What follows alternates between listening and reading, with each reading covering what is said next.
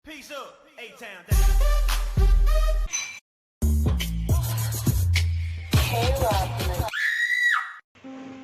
Assalamualaikum warahmatullahi wabarakatuh. Buat semua yang lagi nonton video ini, saya ucapkan selamat pagi, selamat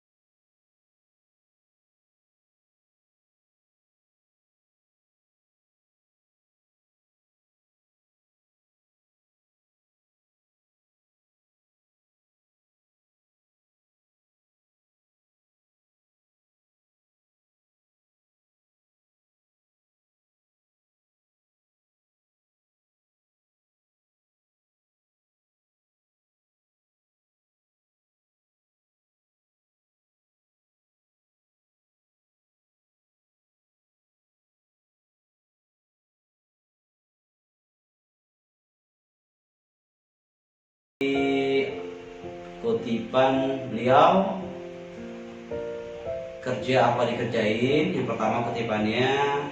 Yang kedua kemarin gue bahas, yang kedua itu gue bahas orang pintar kebanyakan ide dan akhirnya tidak satu pun yang jadi kenyataan. Orang bodoh cuma punya satu ide dan itu jadi kenyataan. Yang ketiga kutipan yang gue bahas kemarin di video pertama gue, orang bodoh itu nggak banyak mikir, yang penting terus melangkah. Orang pintar banyak mikir, akibatnya tidak pernah melangkah. Yang keempat, menjadi angkuh pantang kamu lakukan jika kamu masih butuh wawasan. Terapkan selalu filosofi gelas kosong ketika bertemu orang baru. Yang kelima, orang pintar maunya cepat berhasil.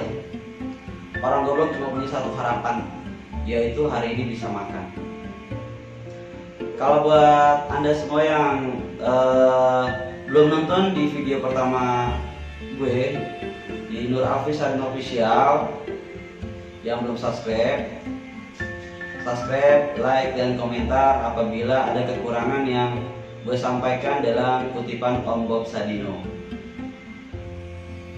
Sekarang gue lanjut di part 2 dari 11 kutipan Om Bob Sadino.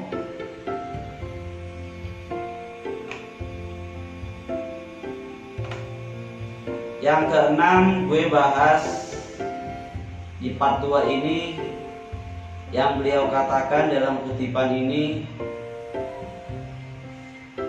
orang pintar belajar keras untuk melamar pekerjaan. Orang bodoh itu berjuang keras untuk sukses bisa bayar pelamar kerja. Dalam kutipan yang keenam, yang gue pahami dari kutipan Om Bob Sadino ini, yang paling tenar dan menohok siapa saja yang membacanya, termasuk gue. Kenapa gue sangat mengidolakan beliau? Karena beliau itu sebagai tokoh motivator yang mendoktrin kita buat kita jadi bos dalam usaha sendiri, tidak berdiri di kaki orang lain atau di perusahaan orang. Yang Om Bob katakan di kutipan beliau yang keenam ini, orang pintar belajar keras untuk melamar pekerjaan. Orang goblok itu atau orang bodoh keras untuk sukses bisa bayar pelamar kerja. Jadi kalau orang-orang pintar, dia punya titel, punya profil atau ijazah yang tinggi dari perguruan tinggi, apa sih yang dia cari selain untuk mendapatkan suatu posisi di perusahaan, jabatan, atau salary yang besar dari ijazah atau titel yang dia punya. Dibanding orang bodoh yang mungkin putus sekolah atau yang nggak punya keinginan melanjutkan ke perguruan tinggi, dia lebih milih berwira swasta, itu pun kalau Anda punya modal. Kalau Anda belum punya modal, carilah modal sebanyak mungkin. Entah Anda itu harus bekerja sementara untuk menciptakan lapangan pekerjaan yang didoktrin dari Om Bob Sadino, itu harus Anda lakukan terlebih dahulu untuk memulai suatu usaha. Usaha tanpa modal itu bohong. Modal itu bukan sekedar materi ya, atau bukan sekedar uang yang banyak harus buka usaha, tapi modal kan banyak. Kita modal niat, modal ulet, modal sungguh-sungguh dalam melakukan sesuatu yang positif, itu adalah modal utama buat kita sukses. Yang gue pahamin kembali dari kutipan Om Bob Sadino ini, orang pintar atau orang cerdas belajar melamar pekerjaan, orang bodoh berjuang keras untuk sukses bisa bayar pelamar kerja. Apapun intinya, lo harus yakin dulu. Yakin lo mau menanamkan dalam dunia bisnis atau dunia kerja itu seperti apa, modal utamanya. Kalau Anda mau usaha, jalanin, tekunin. Mungkin kalau dalam usaha itu kita nggak stabil dalam segi grafiknya ya. Ini pun pernah gue alamin. Gue pernah berwira swasta, berdagang, yang mungkin terinspirasi dari Om Bob Sadino.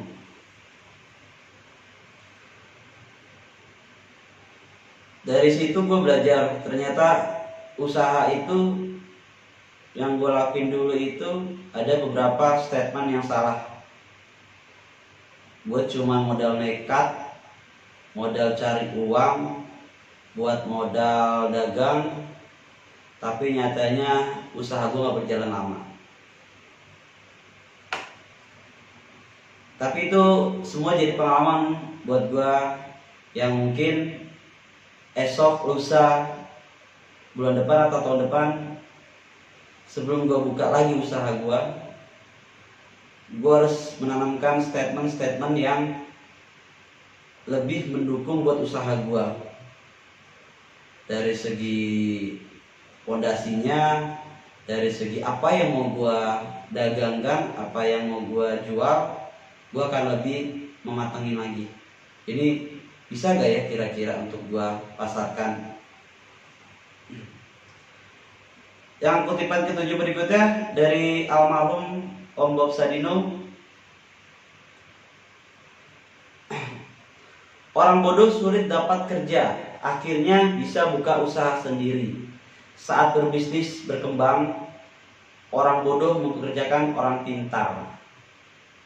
Di sini yang bisa dibilang titel sarjana, titel perguruan tinggi nggak akan berlaku kalau lu atau kalau Anda setelah menyelesaikan studinya hanya berdiam diri.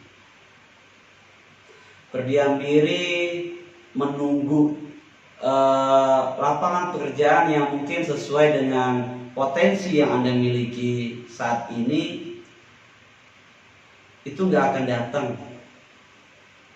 Hanya menunggu. Dibanding orang-orang bodoh Yang nggak punya titel, dia punya kemauan, dia punya niat, dia punya tekad, punya keahlian, dia kembangkan, dia tingkatkan keahliannya dari segi bisnis ya, dalam segi dagang mungkin atau usaha lainnya. Dia menanamkan keyakinan yang seperti dibilang Om Bob, orang bodoh mempekerjakan orang pintar. Mungkin orang-orang yang punya titel melihat sebagian para pedagang atau melihat sebagian para orang-orang yang dilihat yang malas-malesan, masih segar, masih ini, tapi dia malas. Jangan berpikiran negatif terhadap orang lain. Kita introspeksi diri kita sendiri dulu ya. Sama pun buat gue pribadi, gue belajar untuk selalu bernilai baik terhadap orang yang baik sama gue ataupun orang yang berbuat jahat sama gue. Disitulah nilai kesabaran yang sangat berarti. Di balik usaha yang dia kembangin, ketika berkembang, nggak menutup kemungkinan dong dia nyari pegawai atau nyari karyawan. Yaitu pastinya orang-orang pintar. Dia memperjakan orang-orang pintar yang punya pendidikan, entah dia SMK, S1. Yang gue alamin juga saat ini, titel itu nggak terlalu penting bro. Kalau lu nggak punya niat, kalau lu nggak bisa action, hanya sekedar imajinasi lu aja, gue pengen kerja seperti ini, tapi belum ada yang cocok untuk posisi gue. Di situ lu hanya menunggu lapangan pekerjaan yang sesuai dengan job desk lu. Lu nggak akan maju kalau lu hanya menunggu. Lu harus jemput. Dengan cara apa? Mungkin yang orang pintar lakukan, dia melamar kerja. Ya, dia cari-cari lamaran, tapi dia nggak berpikir menciptakan lapangan pekerjaan. Seharusnya yang dia lakukan sebagai orang-orang pintar. Makanya orang-orang bodoh banyak yang sukses. Bisa Anda pahami, atau Anda kalau sering nonton berita di media, ada beberapa menteri yang putus sekolah tapi dia punya jabatan. Ya, mungkin Anda tahu siapa orangnya. Selanjutnya, kutipan berikutnya gue bahas dari Om Bob Sadino.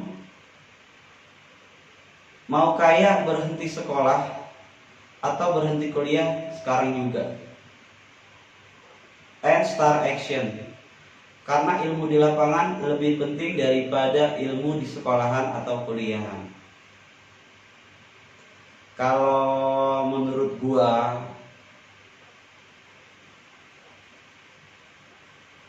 start and action. Lu sekolah tinggi-tinggi dari biaya orang tua, ya, tapi lu nggak bisa buktiin sama orang tua lu nanti kalau lu bisa sukses. Hanya berkecimpung di dunia studi, dia belajar, membaca, terus mempelajari teori-teori yang diberikan sama guru-guru tempat dia belajar, dibanding kalau menurut gue lebih baik dia terjun di lapangan. Karena hidup di jalan atau di lapangan itu, Anda akan punya lebih banyak wawasan atau punya banyak pengalaman dibanding Anda hanya berdiam diri atau hanya teori-teori aja yang Anda baca atau Anda pahami, tapi Anda nggak ada niat mau mulai startnya, hanya langkah-langkahnya aja nih. langkah ini, satu harus seperti ini, langkah dua harus seperti ini. Kapan actionnya? Kalau hanya teori aja dijalankan, nggak akan bisa, bro.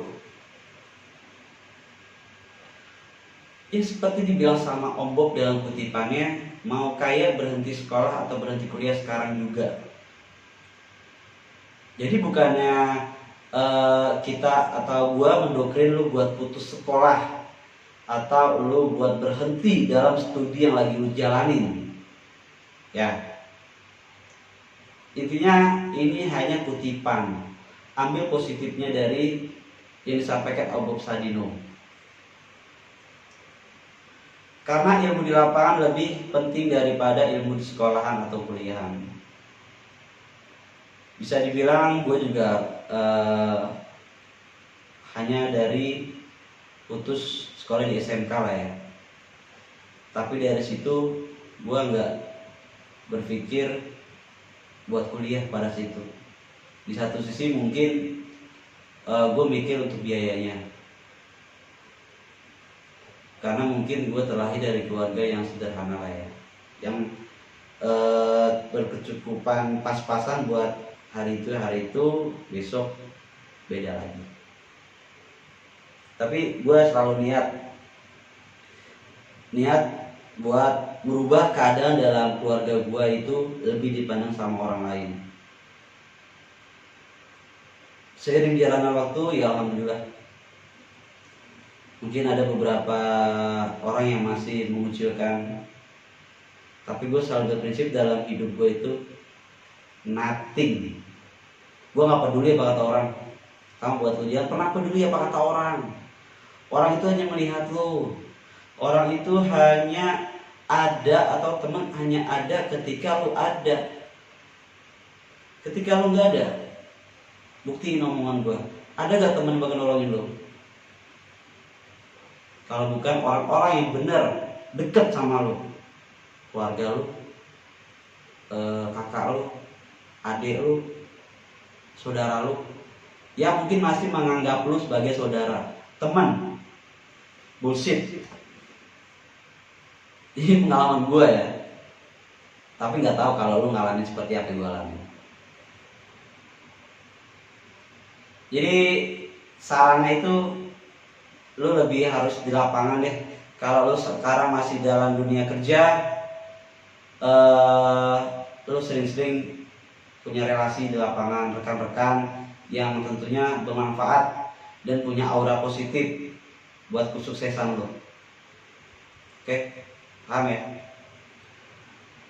Dalam kutipan 9 yang Om Bob katakan, banyak orang bilang saya gila, hingga akhirnya mereka dapat melihat kesuksesan saya karena kegigihan atau kegilaan saya. Orang sukses itu rata-rata gila buat cari duit, gila buat berubah keadaan, gila orang mau ngomong apa dia tetap bodoh amat, nggak peduli. Orang mau bilang dia gila, itu yang gilanya positif ya, bukan gila karena pikiran yang stres. Terkadang berpikir beda bisa mengiringi menuju masa depan gemilang. Pertanyaannya, siapkah kamu dipandang beda? Atau siapkah Anda, lo, dipandang beda dalam lingkaran lo atau dalam lingkungan lo? Dalam arti beda positif. Ini orang berangkat pagi pulang malam, berangkat pagi pulang malam. Waktu keluarganya kemana ya? Atau dia kerjanya apa sih? Sampai gak ada waktu. Kerja. Itu pandang beda. Tapi ketika lo ada hasil yang bisa membuktikan dalam lingkungan lo, jempol mereka tuh akan menunjuk ke diri lo. Lu coba lakuin. Gila buat lu tekad sukses, gila buat lu berusaha, buat lu sungguh-sungguh. Gilanya itu jangan pernah peduliin apa kata orang. apa kata sahabat atau apa kata orang-orang yang mungkin ada pro yang kontra, ada yang pro ada yang kontra sama lu, yang peduli. Yang pro itu jadiin cambuk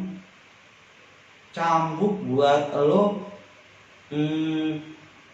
mempertahankan kebahagiaan itu. Kontranya introspeksi. Mungkin ada yang benar yang mereka katakan, ada yang salah yang mereka katakan. Tapi kalau dalam prinsip gue selalu nothing for up. Gak peduli apa kata orang. Yang penting apa yang gue jalanin saat ini bisa menghidupi diri gue, bisa menghidupi keluarga gue. Coba deh lu tanemin pikiran atau mindset seperti itu. Orang gak ngasih makan, orang gak ngasih duit sama lo, jadi ngapain lu ribet-ribet mikirin orang? Intinya lu rubah aja keadaan diri lu, keluarga lu, biar tampil beda di hadapan orang. Bedanya dalam beda hal yang positif ya, bukan hal yang negatif. Jadi siap kalau buat dipandang beda sama orang sekitar lo ketika lo ngelaksanain, ngejalanin mindset gila positif ya. Selanjutnya kutipan yang ke-10, bergayalah sesuai isi dompetmu yang beneran punya.